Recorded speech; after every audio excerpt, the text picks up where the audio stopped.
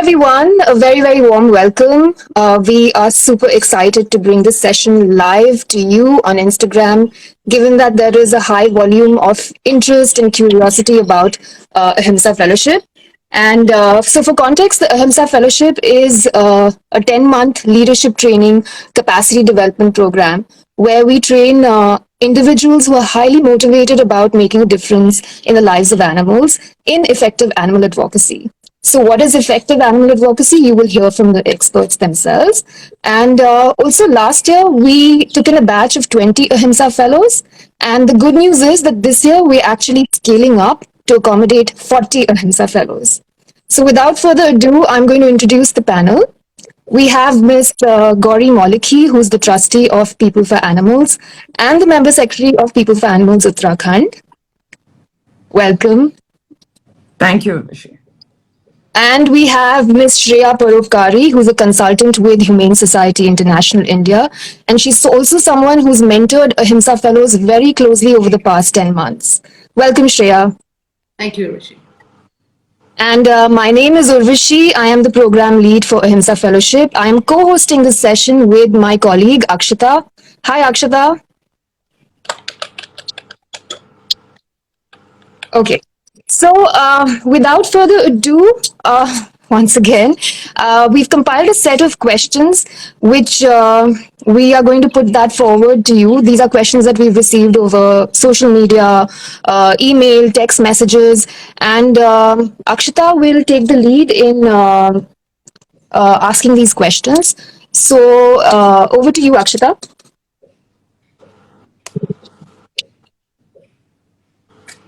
I don't think Akshita is here at the moment. What I'll do is I will proceed and ask the first question to Ms. Maulekhi, which is, ma'am, could you tell us why the Ahimsa Fellowship was started, and could you explain the vision and the conceptualization and the objective behind the Ahimsa Fellowship? Yeah. So basically, animal welfare has various levels on which, there are various levels at which you can help animals. One is to pick them up from the street and give them a shelter, give them medical treatment, give them food. The other level is where if there's cruelty happening, you report it to the police, you do some legwork in the district courts. And then there is something called advocacy, where you are helping in enforcement of the laws relating to animals. So that's a very important aspect, and it reduces cruelty, it reduces abandonment, injury to animals at a large scale. So we were, for a long time, hoping that we'd build capacity of people to some extent to be able to do that. And we did 5-day courses and 10-day courses and 1-day courses, sometimes even a few hours, where we thought that if we are able to train people, they would be able to help a large number of animals. They would be able to help with the district administration, with the state government, because sometimes we see people with golden hearts. They really want to help animals, but they don't know what is the difference between a municipal commissioner or a district magistrate, or they don't know what is the role of the urban development ministry and the animal husbandry ministry, or if ABC is not happening, what should I do, or if there are no SPCAs, what should I do. So if you have a thorough understanding of those concepts, you would probably be able to help animals much better and for a longer and more sustainable time. And you would also be able to join one of the organizations who are doing advocacy. And that's the thought behind starting a long-term program, because this can't be communicated in like a month or 10 days or something. We've tried that, and we thought that it would be much better if we put together a fellowship where we have the applicants for a good 9-10 months, and that's we take them through not only theoretical learning but also experiential learning. We also send them out for projects. We get them to do things themselves, because it's a bad proverb, but we're teaching you to fish rather than giving you fish. Thank you. Our next question is for Shreya. Akshita, would you ask that? Yeah, I think you sure. have So, that. Shreya, we wanted to know what has your experience been like in mentoring the Ahimsa Fellows of the first cohort? Um, it was an enriching experience. Like Gauri was telling you, we tried everything. We tried. You want to sit with us for a couple of hours and pick our brains on how to do a certain thing. We did 5-day workshops, 3-day workshops. We went from state to state, talking to activists, local activists, so we could help build their capacity. But it somehow didn't sustain. So having this very new experience of sharing knowledge and information and experience was excellent because it was not a one-way street for me. I learned as much as I taught, and it was wonderful to see because, like Gauri said again, it was not just a theoretical program, but also there were so many practical elements involved in it. You were given the opportunity to apply everything that you were absorbing. So to be able to see that impact in real time, which I hadn't before, that we're talking to people whose capacity we're building and they're applying that and we're seeing results was very fulfilling. Thank you. Next question is for Gauri ma'am. We'll come to the application process. So some candidates saw the application form and they think it's quite intensive. So they wanted to know what kind of previous experience is appreciated to get selected into the fellowship. So we're very clear that we want to take in only those people who are extremely sure of themselves, that they want to continue working for animals after having received the knowledge, the information, the capacity, whatever during the fellowship. It's not just a course. It's something of a direction that they would be moving in life, and this to get them to have a fulfilling career in this direction and to give results for many animals. So we want people who are completely committed. It's not hobbyists. This is not for people who are not sure, who are making up their mind, or they're involved in other social sectors. This is only for animals. This fellowship focuses only on welfare of animals. And that's why we've designed questions to gauge where you're coming from, whether your concepts are clear or not. We understand that you might not know a lot, and that would be our responsibility through the fellowship to take you through the journey of learning. But we'd expect a little bit of research. We'd expect that if you are that committed, you would have worked in a shelter or volunteered with an organization sometime in the past, because you can't parachute into something. Surely you must have some background of helping animals in the past. So we'd love to hear about that and know about that through the questions that we've asked, and whether you have thought about it enough. Through the questions, we want to just gauge whether you have given it enough thought or not. Because if you have, and if you've done some reading, and if you've done some actual helping, then it'll come out in your answers. Right. So, I mean, I hope that clarifies it out for people who had this question. I'd Next. just like I'd just like to add that the application form is a very immersive activity. You can have a lot of fun filling it because, like Gauri ma'am said, there is, it tests your sense of logic, creativity, your ability to research, and it's a lot of fun. So you can have a lot of fun while filling it up. So Yeah, all the and I'll just add to that. If you don't have fun filling it out, then you're probably not going to like the fellowship. Makes sense. And I think people do have a lot of time as well to fill the form. For everyone watching, the last date is 11th July, and you have almost 1 month to fill the form. So please ensure that you do it diligently. Our next question is for Shreya. So we wanted to know that what do you mean by animal advocacy and policy development, specifically with respect to animal welfare?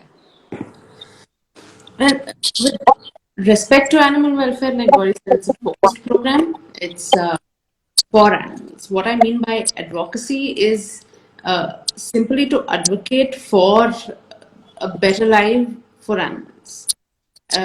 What this advocacy would mean in terms of application is to utilize a varied set of skills that you will develop through the course of this program. You could be advocating to a variety of stakeholders. You could be advocating with local authorities, with state authorities. You could be advocating with public representatives. So your stakeholders depend on what it is that you're specifically advocating for. That stakeholder will differ, but the set of skills that you will need to advocate for a better life for animals is what you will get through the course of this program. In terms of policy development, again, just one of the things that you could be advocating for is policy development or policy improvement. India has a host of laws that are made specially directly to protect animals or are made for the protection of the environment, public health, food safety, and so many other aspects that maybe indirectly or maybe even unintentionally protect animals also, because all of these issues are so interconnected. So development of that policy to ensure that it is applying to animals where it is necessary, or whether a policy exists and it is not sufficiently covering the issue at hand, the welfare concern that we're looking at, and to improve that existing policy is what I mean by policy development. Yeah, that clarifies it. Next question is for Gauri ma'am, and this is a very commonly asked question, and although it's listed in the FAQ section on our website, but even then I'll address it here, that is the program an online or an offline program, the whole duration of the fellowship? And also if people have to necessarily move, or they can just work from their own cities? So it's a combination of both. For some duration, you would have to move from your city, and we might have, these contact classes could be in Delhi or any other city that we choose. But for the majority of the duration, for the maximum duration, you would be in your own city, but it is a full-time program. So even when you're in your city, you would have a daily workload of for about 8 hours to perform, probably in the field or research work. So it's a combination of online and offline. We would have more classes online as well, but some of them would require traveling. For your projects, you might require traveling. So it's like a total combination. Right. So the next question is very much in line with this one, that people want to know if they can do the fellowship along with their job. Although you addressed it, but... Yeah, no, you can't. You can't do it with your job. You can't do it with your other studies, because we already during the fellowship also enroll you in a postgraduate diploma for animal welfare at Nalsar. So that's a law course that will be going hand in hand with the fellowship, and we would be sponsoring your fees for that, and we'd require like total full-time commitment, not another job or another degree or anything going on with it, because that then will not be able to be sustainable. It won't, you won't be able to do anything nicely. So if you're doing a course or you're doing a job, wait for it to take its full course and then come to the fellowship. Like Ms. Maulekhi said, and it's specified in our eligibility criteria, that you have to be willing to commit to that 9-month period. So just putting it out there. So please think very carefully when you apply. It's a 9-month period. And it's 9 months of really good experiential learning. Thank you. And next question is for Shreya. So Shreya, what according to you are the tools for animal advocacy? Anything that you have and anything that we will add on. There is every set of skills imaginable can be utilized for the welfare of animals. When you sit down to eat, you can help animals by choosing not to eat them. So no matter what set of skills you come with, this will be an add-on, and you will be able to apply it to helping animals. More specifically, in terms of if you're talking about the advocacy work, the policy development work, there are several tools. Again, something that you learn through the course of these programs. Researching skills, RTI, utilizing communication skills that you learn, because it's very specific depending on who your stakeholder is, who you're addressing. So honing your communication skills such that you're able to apply it depending on who you're talking to. Networking expansively, again, to develop that stakeholder database that you have. Reading, I think, is the most important skill, habit that you will need to develop, because no matter what skill, whether it's research, whether it's RTI, whether it's communication, whether it's talking to people, all of it will require you to read. You read, you understand, you apply.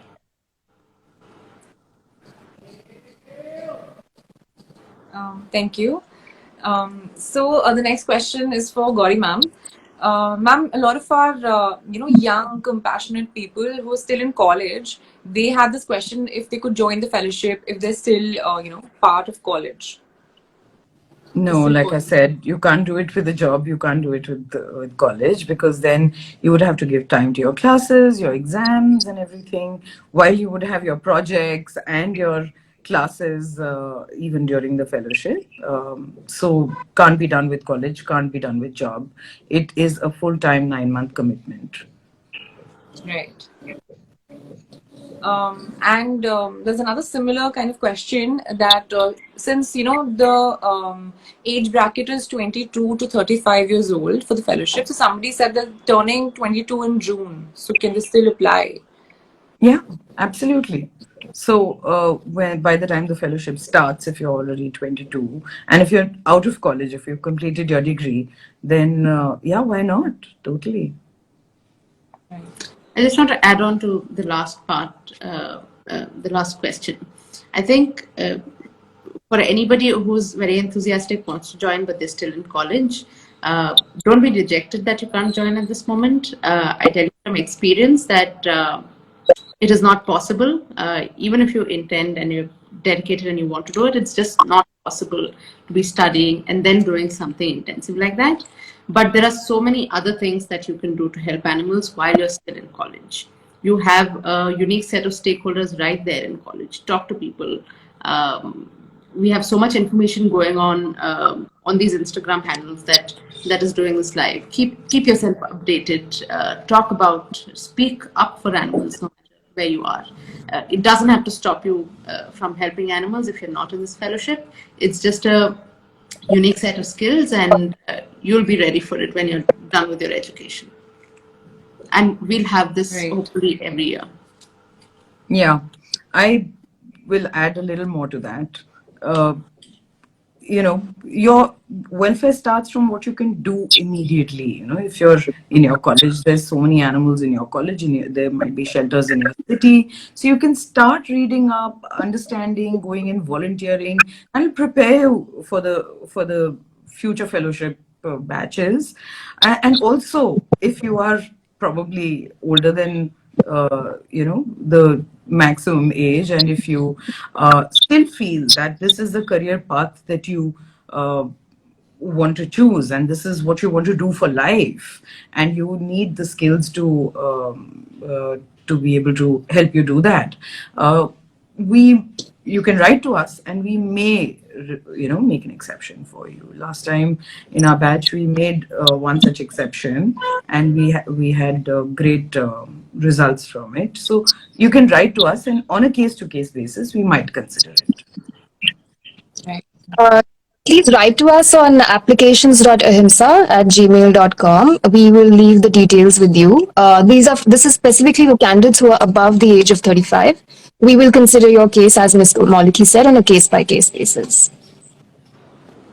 And I'd like to add something like, as a as an Ahimsa fellow myself, we get a lot of requests from volunteers, who are in college, who want to sort of just know what goes on in our assignments, and they want to participate in it. So people who are willing to join the fellowship, they can probably just get in touch with our Ahimsa Matters handle, and we can take it forward from there as well. Okay, so next question is that since the PFA Uttarakhand office is based in Delhi, so somebody had this question that what is the difference in the workload and experience that the fellows based in Delhi get, and as compared to other fellows spread across India? Well, you have to read a book called The World is Flat. Doesn't matter where you are, the workload is the same. Your commitment should be the same, and the workload, the projects, everything is the same. It's just that when you're in other cities, you're working from remote offices, and when you're in Delhi, you work from our office, which is in Gulmore Enclave. So there's practically no difference. We are in touch with every fellow as much as we are with fellows in Delhi. So, or in Uttarakhand, or in Tamil Nadu, or in Karnataka. So I don't see any difference at all. Right. But fellows are invited. I mean, even fellows from other states are invited to come to Delhi and work in our office from time to time as the projects might require. So next question is for Shreya. People want to know if the fellowship covers wild animals as well. Excellent question. Wildlife work is like the guitarist of the band, the most. It covers wildlife in the sense that we go over the issues that threaten wildlife. We go over the interventions that we're making. We go over what you can do from your region, whether it is advocacy or policy development, whether it's responding to certain issues that come to our attention. In that way, we do. But if you're thinking in the terms of wildlife conservation, then no, that's not what the fellowship covers. There is focus on farmed animals because we're looking at issues that are most neglected and most horrific, and most number of animals that suffer the worst are farmed animals. So our focus is divided based on the severity of the issue and the amount of suffering that our interventions can alleviate. Thank you. So next question is for Gauri ma'am. Ma'am, people wanted to know if they can return to their usual career after completing the fellowship. Whatever is usual career.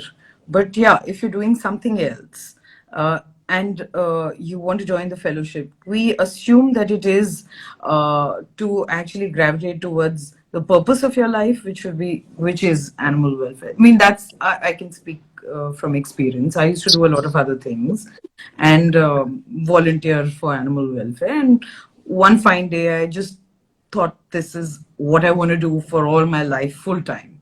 So if you want to go back to something else, then probably again your commitment wouldn't be that much. We'd expect, although you're not going to write it in a contract or anything, but we'd expect that fellows continue to work in the field of animal welfare with either other organizations like last year's batch of which Akshita is one. They all got absorbed in some organization or other, and or we also will try and teach you skills to float your own organization and continue working in whatever capacity, but in the same field. The whole purpose of doing this is to bring capacity into the animal welfare movement. And if you're just going to learn and go away and start something else, then probably again there would be a mismatch of expectations and commitment. Right. I think this is a question back to the people who might be applying. Once you do this, can you go back to doing whatever you used to do? Yeah.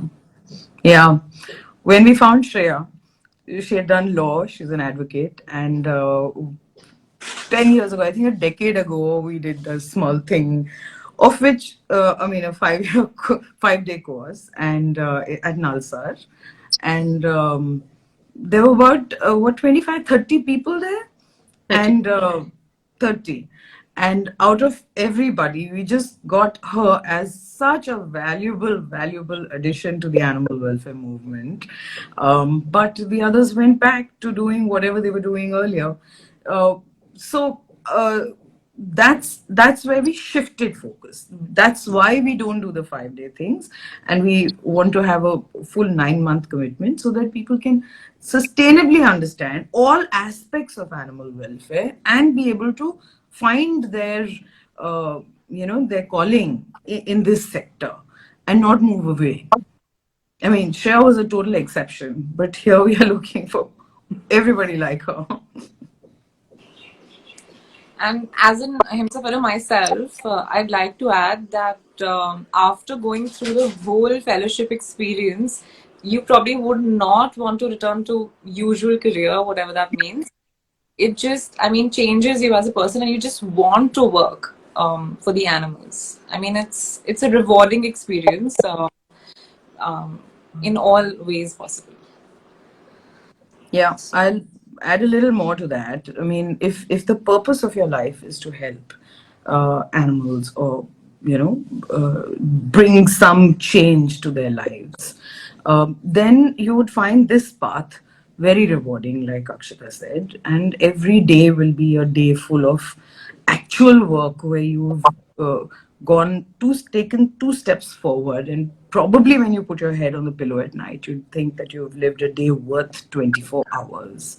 So it'll be a power packed session, and it'll help you lead a power packed life, which will be not only fulfilling for you, but also will make the planet a nicer place for animals, hopefully.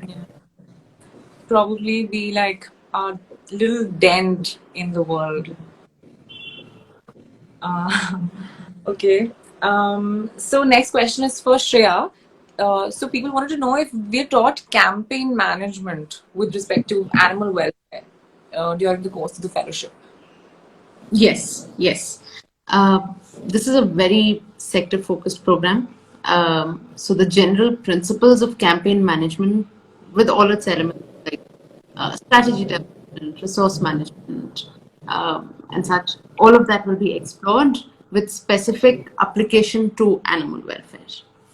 So everything, all the A to Z from campaign management, you could apply it in any sector, but when we take you through the general principles, we'll talk about it in the context of animal welfare.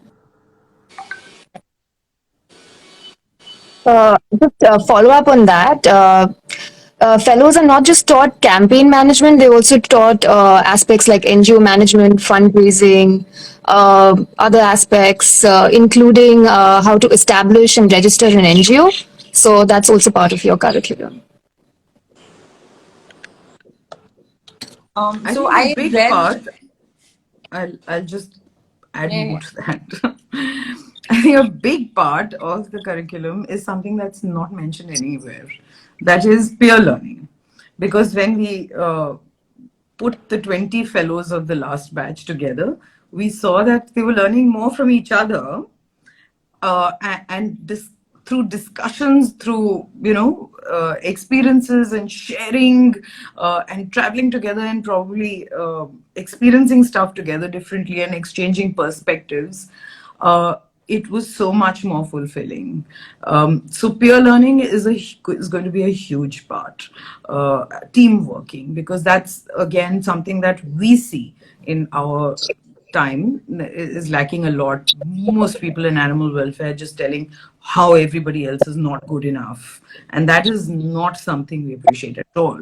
So I mean, it's a small world of animal welfare people. People need to work together. They need to work as a team. They need to work with some, cohesiveness, and be thankful for the team that we have. So it's important that whoever applies comes with a mindset that it's going to be a very a teamwork oriented exercise, and that they will have to be able to work in a group, and there will be some exciting opportunities for peer learning. I can totally vouch for that as my experience as an Ahimsa fellow. So I read something in the chat that somebody joined late and they could not, listen to the previous parts of the session. So for the benefit of everyone, we're going to be posting this session on our feed. So like a recording of the session. So you can access it whenever you want to. One of our last questions that's addressed to both Gauri ma'am and Shreya is that how will the Ahimsa Fellowship help activists, those who want to shift their career totally into animal welfare and animal rights? So how will it help them? Shreya, you go first. Sure. Animals are being used and exploited in many unimaginable ways beyond things that we see. Gauri was talking about the 5-day workshop that I was a part of. Up until then, I was volunteering with a lot of organizations wherever I was. I was rescue, foster, and what have you. But until that 5-day workshop, I was completely unaware of the suffering of farmed animals. It was at that workshop that I came to know of the billions of animals that suffer, and it just completely that was my calling. So you might learn that there are so many ways that animals are being exploited, and because of that, there are organizations in the country that are dedicated to eradicating animal suffering, each with their own focus, whether it's People for Animals, whether it's the Public Policy Foundation, and now Ahimsa Matters is going to be its own force, I believe, Humane Society, Mercy for Animals. Not enough, but there are. And all of these organizations are looking for people like you to build your capacity, to come join them, to take forward what the work that they're doing through education, through advocacy. So like I was saying, whatever set of qualifications you come with, whatever set of skills you come with, when it's coupled with this intensive theoretical and practical learning experience of the Ahimsa Fellowship, it will make you career ready for many of the established animal protection organizations in the country. And if you look up the website, you will already see the largest and the most established, effective organizations in this country are already partners for the Ahimsa Fellowship. So there is definitely a lot of opportunity. There is a career. This is a mainstream social sector. I'm very happy to say that. It wasn't when I was looking for a career. I was surprised when I was offered a job. I never thought I'd be paid to help animals, and it's just I'm very grateful to have the opportunity to be able to sustain myself while fulfilling my purpose. So there is a whole lot of opportunity out there, and this is one way to support you in your learning journey to then make a career out of it. Yeah, you said it right. You said it so well. I'll just add a little bit to that. When I joined animal welfare back in 1994, it was purely a voluntary work. You know, it was purely voluntary. You had to do something else to earn your money and then blow it up on animal welfare, basically. So that's what I did for about 18 years, 18, 19 years. And suddenly after that, you realize that, okay, I can do this full time. I don't have to do some job that my heart wasn't in it, and only to get the money in order to do welfare or volunteer at some place or whatever.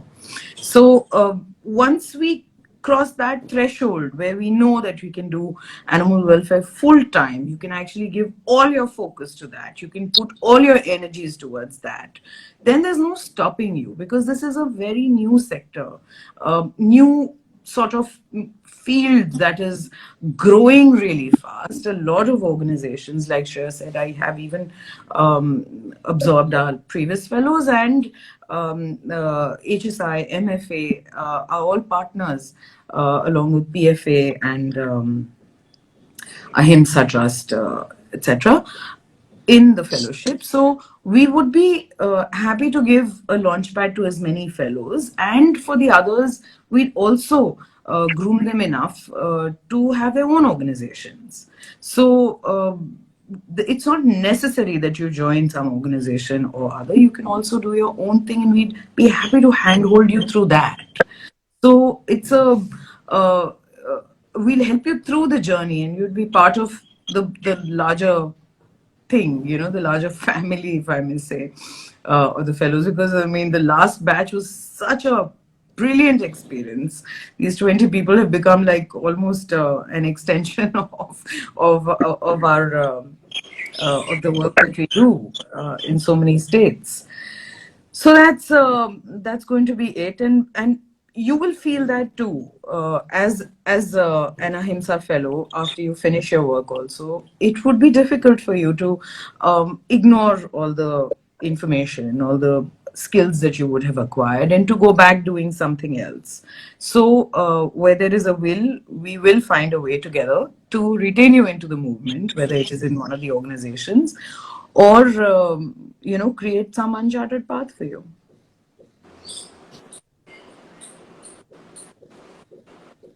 Okay, somebody is asking about salary. Yes. You do get a stipend as a fellow. Urvashi, am I allowed to tell the stipend? Yes, the stipend bit. Yes, please go ahead. Okay. So the stipend is about 20,000 a month. That will cover your cost for the. See, understand, this is not salary. Stipend is not salary. Stipend is to cover the cost of your travel, of your, whatever expenses that you might incur during the course of the fellowship every month. And after that, you come to the salary bit. Now, the salaries in animal welfare aren't, really, really high. They're enough to sustain you. They sustain us pretty well. And if you get something to do which fulfills your heart, then probably you can do with a little, with a mediocre salary of 50,000-60,000 a month after you've completed your fellowship. But through the fellowship, you get a stipend, and that's not salary. That's basically going to go towards whatever expenses that you've incurred during the part of the month. Your A expenses will follow-up not. question. Yeah, sorry. Sorry. A Go ahead. follow-up question to that would also be, where people expect a job or, like at the end of the fellowship or like a placement opportunity. So if you could just clarify that also, that would be nice for everyone who's tuned in. Yeah, so a lot of organizations keep coming up with job descriptions right now. A lot of them are even looking forward to the next batch of fellows, animal welfare organizations. So, as your fellowship is coming to a close, we would give you the JDs, the job descriptions of several organizations. We will be happy to coordinate your interviews at these organizations, and we would be very keen to see you being placed in these organizations. But finally, it would be the decision of the organizations whether they hire you or don't. There would be some placements that might be in-house in PFA, but then again, that would be from case-to-case basis. But we would want to retain you, so we're going to train you, and at the end of the fellowship also help you as much as we can, and to see you in that job finally, where you can do your bit, where you can put your skills to use to thousands and lakhs of animals, and that we'd love to see you grow in the movement. There's a question in the chat box. This is from someone who has an animal rescue facility, an organization that they've started, and they have very unpredictable working hours. So they're asking if they do enroll in this fellowship, and that if they're selected, how many hours would they need to put into the fellowship?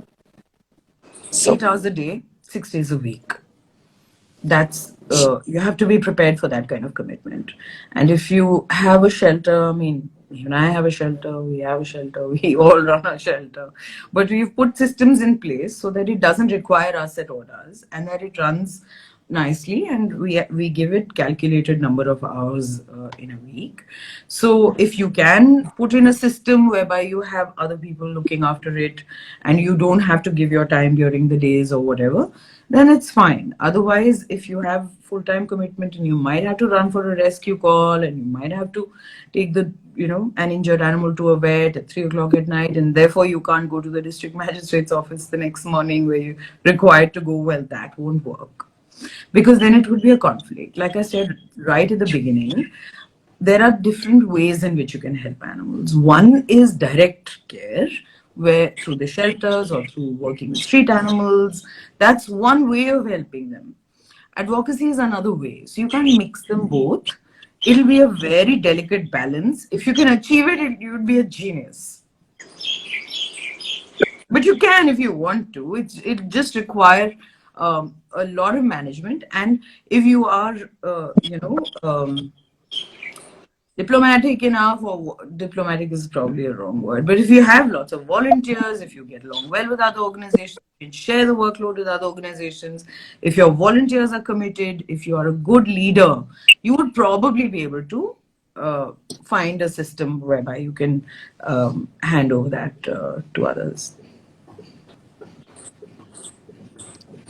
There's another query which says, can anyone help in Delhi for the fellowship? Yeah, sure. You could log into the website. The website also has a number, a mobile number listed, and you could reach out to us on that or on email, which is applications.ahimsa@gmail.com. We will leave all the details in the feed after the session gets over. Okay, this is a question. I can't see any other queries in the chat box. Just give me a moment. I see a few questions, Urvashi. Should I call them out? Yes, I can see them. Yes, go ahead, please. Somebody asks if they can be placed where they are in Uttarakhand, or will the fellows be placed anywhere in India depending on the work required. I think, no, the idea of the fellowship is to build your capacity where you are. You know your region best. You have the advantage of your vernacular, the geography. So we want to build your capacity. You'll only be coming in for the contact classes, so you have the benefit of the peer learning experience and for the practical application under some supervision. So you will only be coming in for contact classes and as and when your project requires, but you will be required to work in the region that you come from, so you can improve the state of animals where you are. We had fellows from at least 5 or 6 states, the last cohort, and all back to their hometowns, their regions, and that's where they're working from. There's another question. Can those with a law background who haven't practiced in court apply for the fellowship? In what capacity can we be inducted in an animal welfare organization? Basically about do you need a law background to apply for the fellowship? Well, our previous batch had several law graduates who had not practiced earlier, but it's probably a little easier for them to understand and grasp the legal aspects of advocacy. Advocacy is about trying to enforce better laws or the laws that are there and not implemented for the welfare of animals. So it is beneficial if you have a law background. Your PG diploma in animal welfare will only augment that capacity, and there is always a need for law graduates in animal welfare organizations, because again, there cannot be any advocacy without really an understanding and knowing the law, and finding the gaps, finding where enforcement isn't happening, finding where reform is required. So law background will help you. However, not having the law background does not stop you from doing anything. You might, Urvashi here doesn't have a law background. She understands policies so well. Akshita here has, a different skill set altogether. But again, she excelled at the fellowship. Shreya has a law background, and I keep learning from her all the time. So everybody can develop their skills. A law degree helps. Just adding on to what Ms. Maulekhi said, in our eligibility criteria, you can be a graduate in any discipline. There is no discipline bar. Plus, reiterating what Ms. Maulekhi said again, we are making every fellow go through an advanced PG diploma course with Nalsar University. So, okay. Trying to look for more questions. I would like to work as a legal advisor for PFA. That's a comment from someone. That's totally at the discretion of Miss Maulekhi. You could reach out to her on email. Yeah.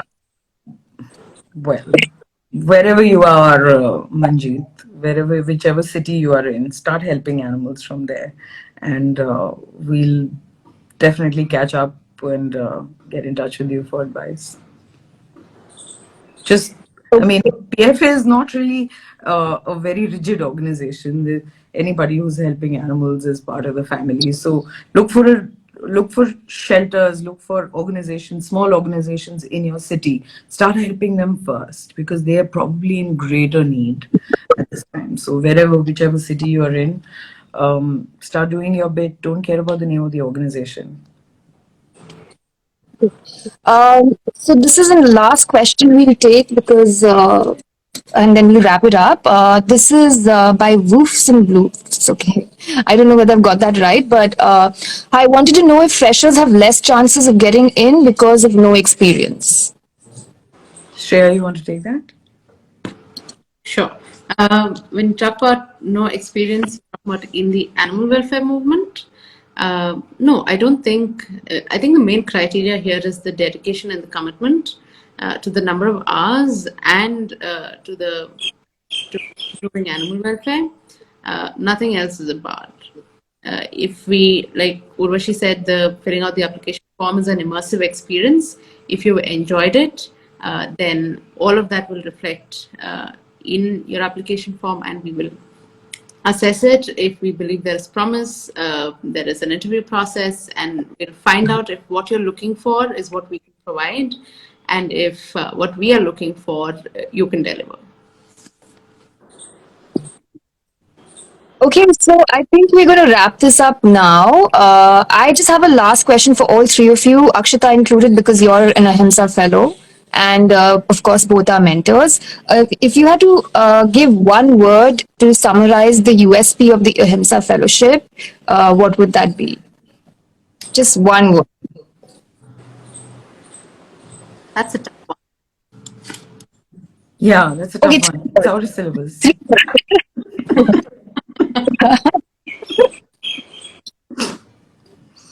I would say empowering. Oh, that was mine. What did Shreya say? I didn't hear that. Empowering. Oh no, even I want to say that. Yeah, it's totally empowering. I think we have a consensus. It's totally empowering. And I'd also say that it's very, very at a deeper level. And probably it's a personal thing. I think I can speak for all four of us. It's very satisfying because at the end of the day, what we give back to the movement. I mean, we want to see it grow. We want new people to come in. We want new people to get, all ready to take the flag of animal welfare forward. So it's very empowering. And as a previous Ahimsa fellow, I mean, I think it was very enriching as well. And I would not be exaggerating if I say that it was even life changing. So I'm so grateful to Gauri ma'am, Shreya, Urvashi, and everyone who came into the movement before we did, because you set such a strong platform for us, and we have it so much more comfortable than you did. Like ma'am mentioned earlier, ma'am was doing another job so that she could, do the work for animal welfare. So that's not the case for us because of people like ma'am and so many others. We can do what we want, and sort of get compensated for it as well. Yeah, it's like being on a perpetual holiday. Earlier, when I was teaching, when I was a therapist, when I was in working in an IT company, and then I was a radio jockey, I was doing so many things, and I always look forward to a holiday. Now, if there is a weekend, it's like, oh my God, why our office is closed?